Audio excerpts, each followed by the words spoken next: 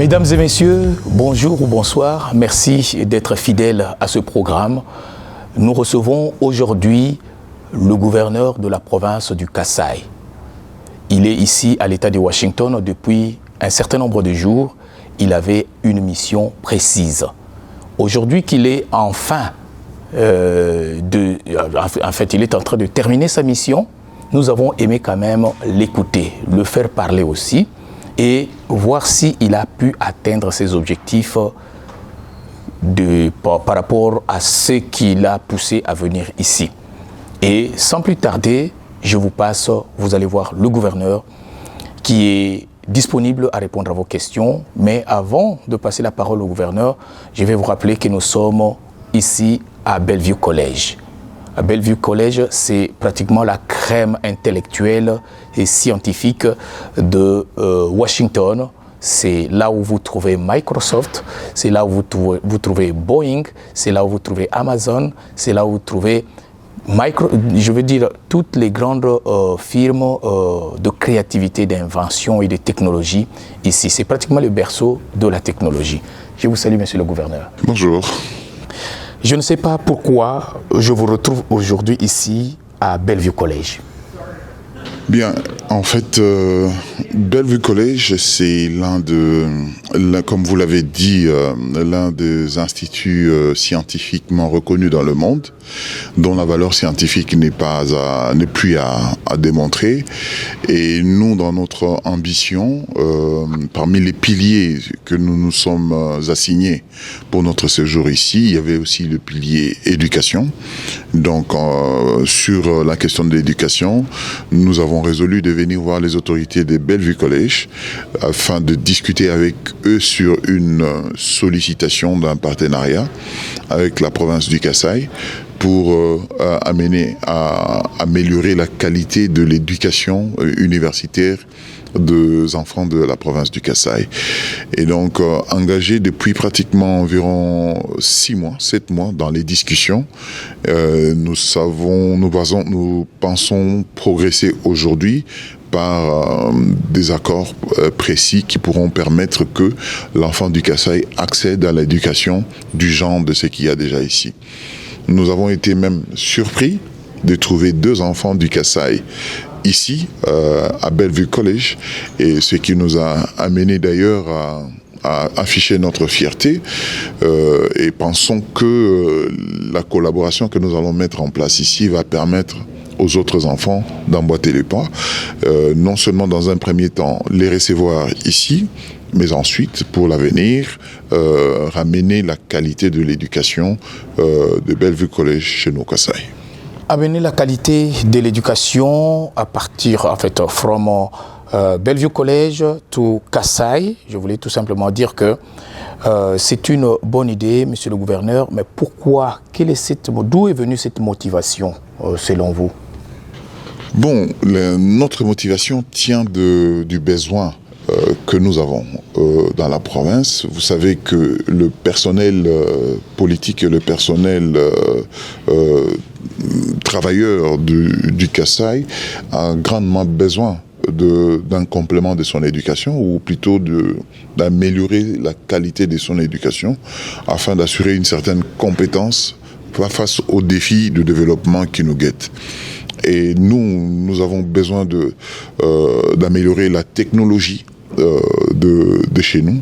Nous avons tout, mais il faut arriver à transformer ce que nous avons chez nous. Pour y arriver, il faut faire accéder l'enfant du Kasaï à la qualité de l'éducation qui peut lui permettre de répondre à ce défi.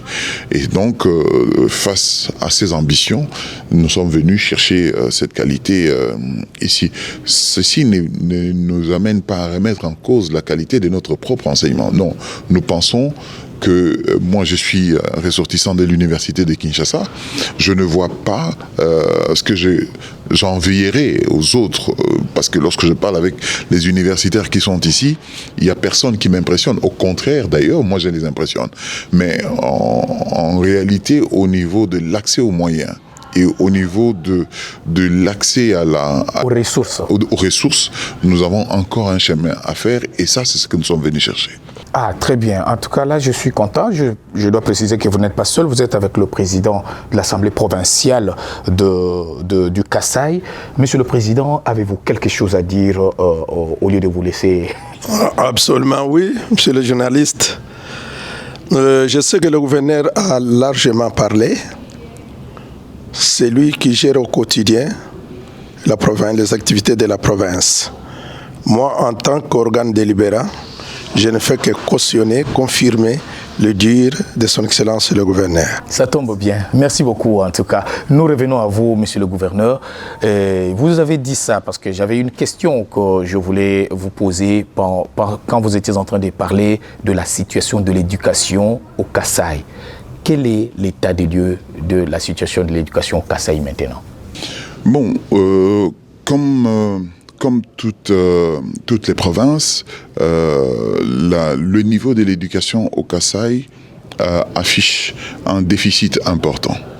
Un déficit tiré du fait que le retard dans la technologie, le retard dans la formation, le retard dans les ressources, en fait la carence des ressources ont fait que les niveaux de formation et d'éducation scolaire, universitaire de l'enfant du Kasaï ou du Congolais en général a régressé. Et donc on a besoin d'un appui de partenariat qui peut permettre de nous relever. C'est ce que nous sommes en train de faire comme défi afin d'arriver à répondre rapidement au besoin qui est celui de permettre à l'enfant du Kasaï de recevoir une éducation conséquente. Très bien. Vous êtes venu à Washington et je dois rappeler encore les grandes étapes, les grands moments que je connais, que vous avez passés ici. Les premiers moments, si je ne me trompe pas, vous avez été à Olympia et vous avez rencontré un certain nombre d'autorités. Pourquoi encore, gouverneur? Alors, nous avons rencontré les autorités politiques de la province, disons, de l'État de Washington, parce que nous avons voulu offrir à cet État notre disponibilité dans la collaboration politique, économique et financière, en sachant que, bien entendu, l'État de Washington, sur le plan financier, affiche une puissance qui ne se définit pas, mais qui se lie lorsque vous arrivez ici. Entre-temps, l'organisation politique, nous avons sûrement grandement besoin d'une expérience, de l'expérience de l'organisation politique de l'État de Washington. Et dans cette collaboration, nous avons pu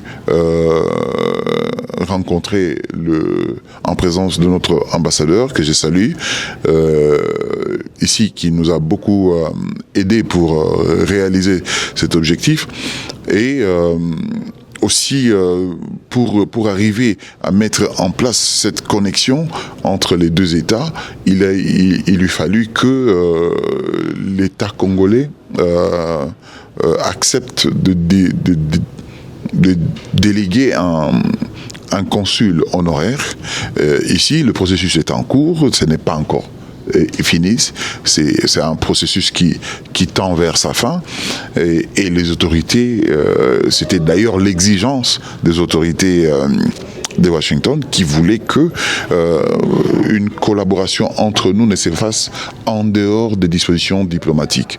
Et ces dispositions diplomatiques, pour l'instant, on a jugé que ce soit par le biais d'un consulat où les intérêts du Kasaï et les intérêts de Washington devraient passer dans une certaine collaboration. Donc, c'est la première phase de notre accord et de notre mission. Ce qui a fait que la réunion qui a eu lieu entre le gouverneur de la province du Kasaï, le gouverneur de l'État de Washington, ainsi que l'ambassadeur de la RDC aux États-Unis, ont permis de tracer une ligne que nous sommes en train de suivre aujourd'hui et qui devrait aboutir à la création d'un lien d'une connexion entre les deux entités. Vous pouvez vous dire satisfait de cette démarche? Oui, je peux me dire largement satisfait, pour autant que l'État de Washington a accepté ce processus et que l'État de Washington s'est engagé à nous accompagner dans l'installation du consul honoraire dans la province, ou plutôt dans l'État de Washington. Vous avez dit que c'est en cours, mais qu'est-ce qui va se passer après? À ce jour, le consul a été désigné et accepté par l'État de Washington. L'ambassade de la RDC a également accepté. Maintenant, il faut que la procédure administrative suive par la sanction au niveau du ministère des Affaires étrangères de cette désignation. Ok, très bien. Donc il y aura tout un cabinet, il y aura toute une structure, une administration ici? Alors il faut savoir que, contrairement à l'ambassade, le consulat n'est pas une administration publique. Il s'agit d'une représentation seulement, mais qui prend un caractère assez officiel. Mais la prise en charge de l'administration, tout ça c'est lorsqu'on devient consul général. Ce qui est différent. Ici, on est consul honoraire. Le consul honoraire, c'est un privé qui a des intérêts dans une ville ou qui se développe et lesquels intérêts pourraient avoir des accointances avec les intérêts de l'État. C'est en ce moment-là qu'on désigne un consul honoraire. Mais le consul général, lui, c'est un fonctionnaire qui relève de toute une administration. Ça, c'est une autre démarche qui n'a rien à voir avec celle que nous faisons à ce jour. Honnêtement, je suis en train d'apprendre, comme beaucoup de Congolais sont en train d'apprendre ici, surtout les Congolais de Washington. Je sais que l'on a désigné l'un de nous ici, à la personne de Floribert Moubalama Ngwa, comme le consul honoraire de la RDC ici à l'État de Washington. Je ne vais pas encore demander votre réaction, mais je sais que, monsieur le gouverneur, vous avez beaucoup travaillé pour qu'on atteigne ce niveau ici. Oui, en fait, c'est par rapport aux besoins que nous avons apportés.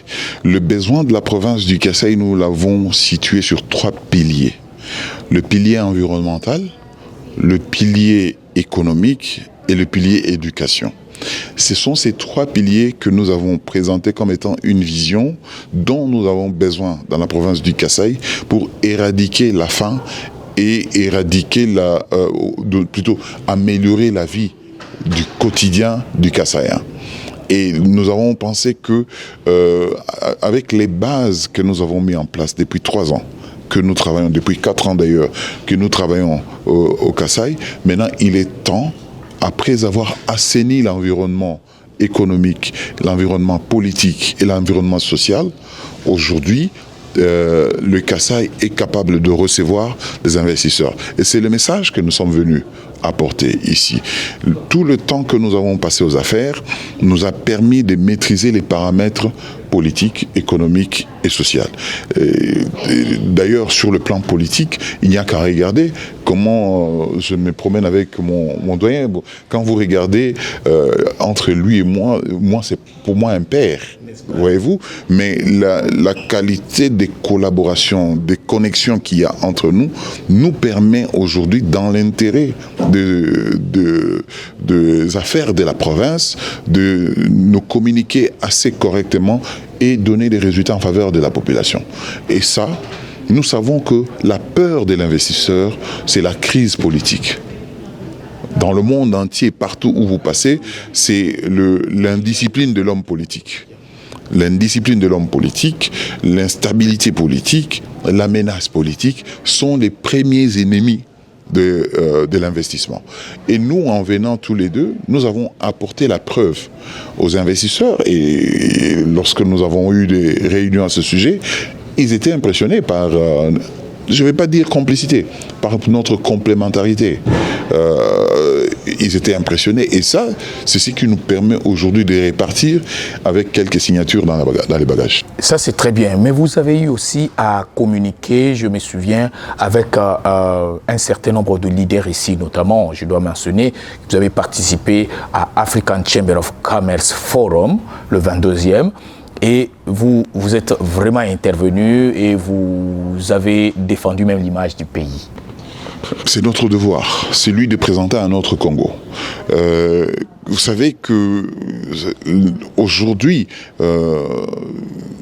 lorsqu'on parle du Kasaï dans les salons économiques ici à Washington, on n'entend même pas parler de ce qui se passe à Rutshuru. Vous voyez, en fait, nous avons amené un autre discours dans l'environnement économique international. Nous avons amené un discours selon lequel le Congo n'est pas que la guerre. Il peut y avoir la guerre à Rutshuru, à Djomba, à Bunagana ou à Goma, mais le Congo ne doit pas s'arrêter de fonctionner. Le Congo doit vivre. Le Congo de l'Ouest doit fonctionner pour appuyer le Congo de l'Est dans la guerre. Si nous savons réaliser des recettes au centre, les recettes du centre vont appuyer la défense du territoire à l'Est. La même chose au sud, au Katanga. Et c'est pour ça que j'estime que nous, en venant ici, les salons où nous sommes passés ont été impressionnés. La première question qu'on nous a toujours posée, est-ce qu'il n'y a pas de guerre par chez vous ? Alors, lorsque nous sortons la carte, nous montrons là où il y a la guerre, c'est une infime partie, alors que la plus grande partie ailleurs, il n'y a pas de guerre. Même s'il y a eu quelques grabuges du côté de Kwamouth, mais ceci a été maîtrisé. Donc il s'agit là de simples criminalités maîtrisables et que nous ne devons pas laisser prendre corps sur la place internationale. Et notre voyage ici, dans le forum auquel vous faites allusion, a eu pour mérite de démontrer qu'il peut y avoir la guerre à Goma et la vie des affaires au centre, au Kasaï, à Chikapa. Comment a été reçu votre message par l'audience, composée notamment des entrepreneurs, c'est-à-dire des entreprises, des ONG, mais aussi des investisseurs? Comment ils ont reçu votre message? Mais la réaction des investisseurs, c'est que jusqu'au moment où je vous parle, je prendrai mon avion dans 2 heures, mais j'ai encore une dernière réunion qui m'attend et j'espère être capable de la tenir. Malheureusement, je ne peux pas reporter mon voyage parce que je dois quand même retourner m'occuper de la province, mais j'ai eu des journées depuis samedi, le samedi 29 octobre jusqu'à ce jour. Je dors tous les jours à 3 heures du matin et je me réveille à 5 heures parce que je dois tenir toutes les réunions. Et comme je vous ai dit, moi j'étais venu avec 3 piliers, je retourne avec 6 piliers souscrits parce qu'il y a le pilier transport qui s'est ajouté, il y a le pilier infrastructure qui s'est ajouté, et puis il y a aussi même d'autres piliers que je me réserve d'évoquer maintenant parce que c'est encore au niveau embryonnaire, mais tous ces piliers ont démontré que le discours que nous avons tenu dans ce forum a pris place dans le cœur des investisseurs. Là, c'est très bien. Et il y a eu, je ne veux pas aller très loin, monsieur le gouverneur, parce que vous avez eu une autre réunion tout de suite après, mais il y a eu dans la salle, parce que j'ai participé au forum, il y a quelqu'un qui a considéré que les Congolais ont tout, notamment les Congolais ont de l'or. Mais pourquoi les Congolais continuent à demander de l'argent partout, chercher de l'aide à gauche et à droite? Bon, non, il faut savoir que jusqu'à ce jour, l'or, le coltan, les minéraux du Congo, aujourd'hui sont présentés sur la place internationale comme des biens sans maître. Yeah, voilà pourquoi on pense que les Congolais demandent de l'argent. Mais en réalité, et c'est ce que nous avons pris comme stratégie, nous avons démontré que tout ce que nous avons, et nous avons refusé de parler des mines, hein, en venant ici, nulle part. Alors que vous savez que Chikapa, c'est la capitale mondiale du diamant de joaillerie. Donc, nous avons refusé catégoriquement de parler de mines. Pourtant, nous avons de l'or, nous avons le diamant, nous avons le fer, nous avons l'étain, nous avons le lithium. Mais nous refusons de parler de ça parce que nous estimons que le véritable développement tient de la protection de l'environnement et de l'agriculture. Absolument. Et tout ceci fondé sur une éducation bien ficelée afin d'agencer correctement les idées qui permettraient d'exploiter les deux secteurs. Pour nous, je ne vais pas vous parler des chiffres pour l'instant, nous estimons que d'ici l'année prochaine, l'afflux qu'il y aura au Kasaï des investisseurs nous donnera raison. Oui, nous allons terminer cette interview. Monsieur le gouverneur, vous êtes sans ignorer que la nomination de Floribert Moubalama Engwa comme consul honoraire ici à l'État de Washington a suscité quelques réactions. Peut-être vous avez appris ça si vous n'avez pas assisté à cela. Il y a certains Congolais qui ne sont pas d'accord, qui ne sont pas contents de cette consécration. Ne rentrez pas quand même au pays sans pour autant leur dire quelque chose, nos compatriotes qui seront en train de suivre cette émission. Comment ils peuvent comprendre cela bien? Comment ils peuvent recevoir cela? Bon, je ne vais pas vous interrompre, monsieur le gouverneur. Il y a même une partie des Congolais qui ont rédigé un mémo dans le sens de suspendre Floribert, les activités de Floribert ici, c'est-à-dire ils sont allés très loin, jusque presque à l'exclure de la communauté. Comment vous, en tant qu'autorité, vous êtes venu nous voir ici, au pays de l'oncle Sam, donc à l'étranger, comment vous pouvez retourner sans pour autant nous dire quelque chose? Je pense qu'il y a quelque chose que nous devons nous interdire de faire. Nous devons nous interdire de penser que nous avons l'exclusivité de l'appartenance à la congolité. Il n'y a personne. La congolité tient d'une notion, non seulement d'une notion de sang, mais également d'une notion juridique. Donc, pour la plupart de ceux qui peut-être discutent, il y en a qui ont la congolité de sang, mais qui ont perdu la congolité de droit. Donc, commencer à débattre sur la nature ou le débat sur la congolité, je crois que moi j'ai connu des consuls congolais, mais des nationalités chinoises. Donc, quelqu'un qui se trouve, et j'ai vu ça, moi, ma province a signé un partenariat avec une chambre de commerce dont le président était le consul de la RDC. J'ai connu des consuls israéliens, de la RDC, israéliens. Donc, je connais des consuls des pays étrangers qui sont au Congo, mais qui sont des Congolais. C'est une notion que probablement beaucoup de gens méconnaissent. Je les comprends et je les concède. Dans l'intérêt de la République démocratique du Congo, vous l'avez dit, l'État de Washington est un État clé, économiquement, financièrement et même politiquement. Donc, maintenant qu'on commence à regarder la RDC à partir d'ici, grâce à un effort que Moubalama a fourni, je crois que tous, nous devons fournir un effort pour le soutenir. Moubalama n'est pas de Kasaï. Comment vous connaissez une petite partie? Ben voilà, parce que moi je suis arrivé ici à Washington parce que Moubalama, dans son lobbying, a identifié la province du Kasaï comme la province porteuse des ressources intéressantes au niveau international. Il a, dans son réseau, avec les réseaux interparlementaires, a invité les parlementaires, et les parlementaires ont jugé que la question évoquée à un moment donné nécessitait l'exécutif. Et lorsque l'exécutif est arrivé, a trouvé que ça correspondait avec une vision définie dans un programme des gouvernements. Et c'est comme ça que nous avons saisi la balle au bon. Aujourd'hui, on est dans la phase des signatures.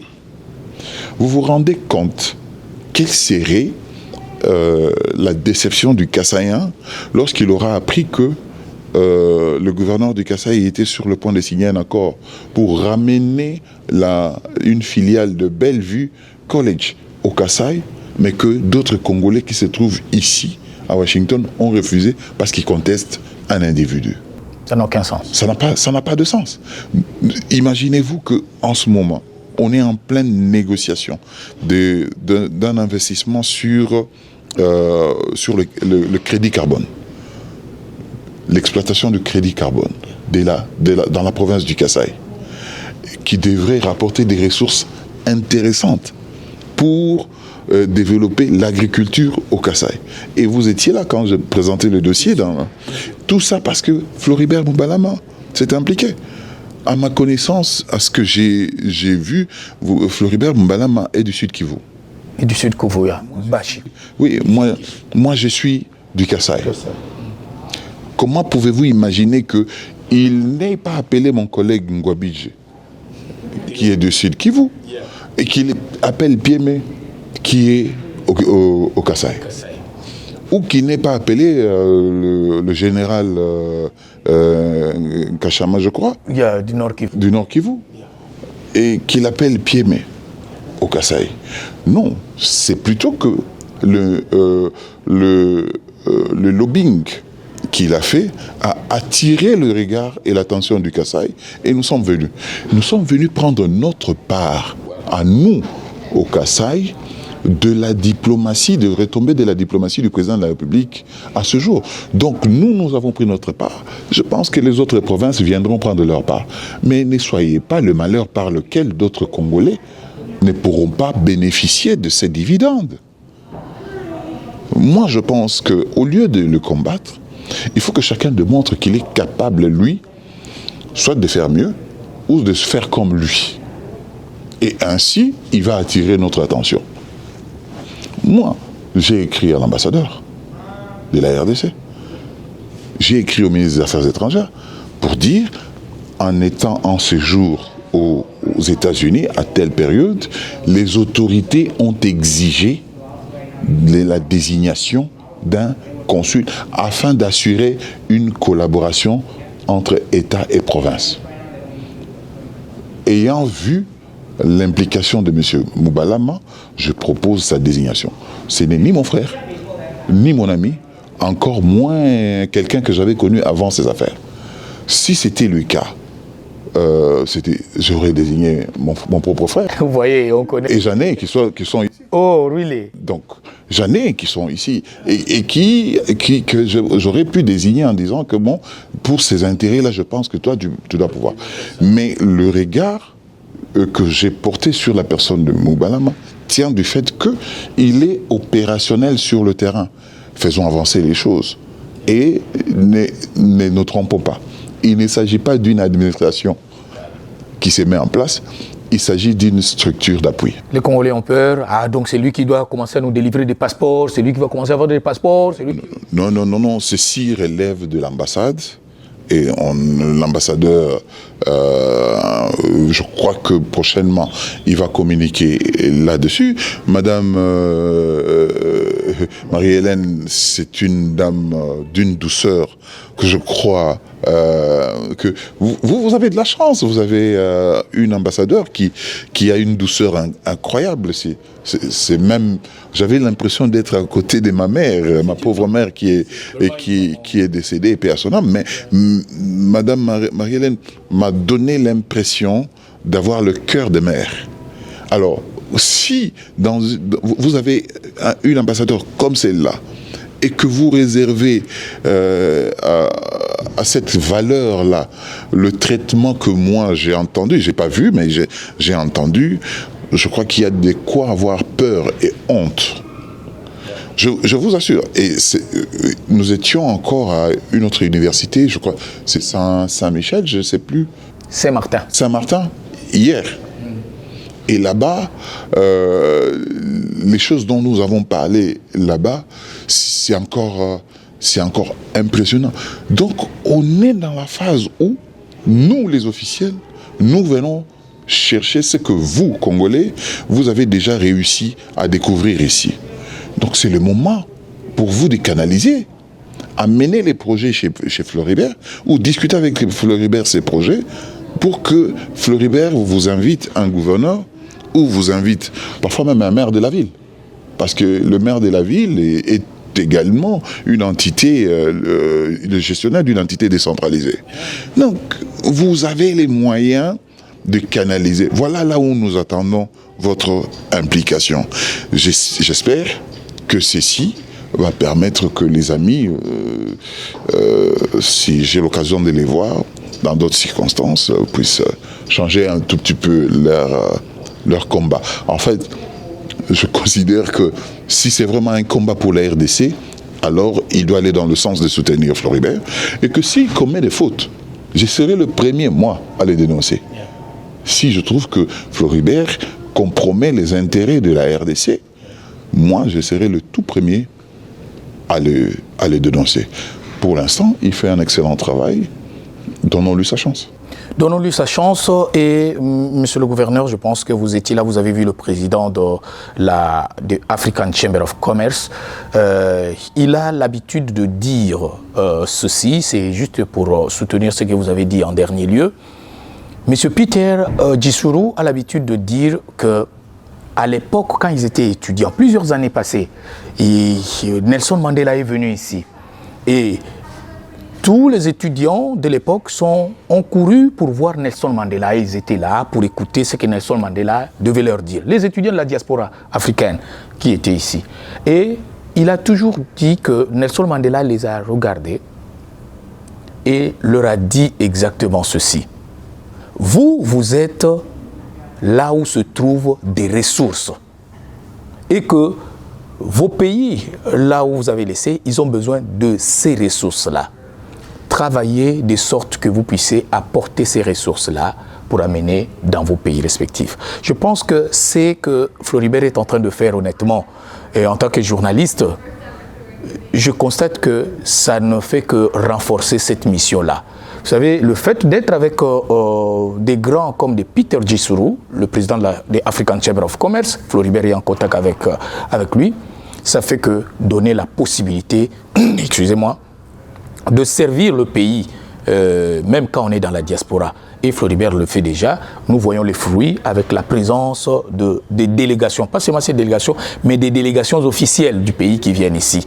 Donc, montrons-nous en tant que Congolais, entre nous ici à l'État de Washington, sérieux, concentrés, et que nous pensons déjà à ce que nous pouvons apporter aussi, nous, au pays, dans les années qui viennent. Sinon, même ici, je vous remets, monsieur le gouverneur, la parole pour nous dire le dernier mot. Mon dernier mot, c'est plutôt reconnaître la qualité du travail que Floribert fait et lui affirmer encore que nous allons l'accompagner et nous serons avec lui, mais en même temps afficher mon soutien au président de la République, car je dois pouvoir le remercier parce que c'est grâce à sa diplomatie agissante que nous sommes greffés à une action qui permet aujourd'hui de tirer quelques dividendes. Pour nous, c'est déjà une première victoire, le fait de décrocher quelques signatures. Et nous serons encore davantage plus heureux si prochainement nous pouvons alléger la tâche du gouvernement central par la création de ressources ou l'amélioration de ressources au niveau de nos provinces. C'est notre tâche, c'est notre combat. Nous pensons y arriver parce que nous sommes très déterminés. Vous êtes très déterminés, ça se voit, et c'est par ces bons du gouverneur Dieudonné Piéné que nous terminons cette petite émission que nous avons tournée avec lui ici au collège Bellevue à Washington.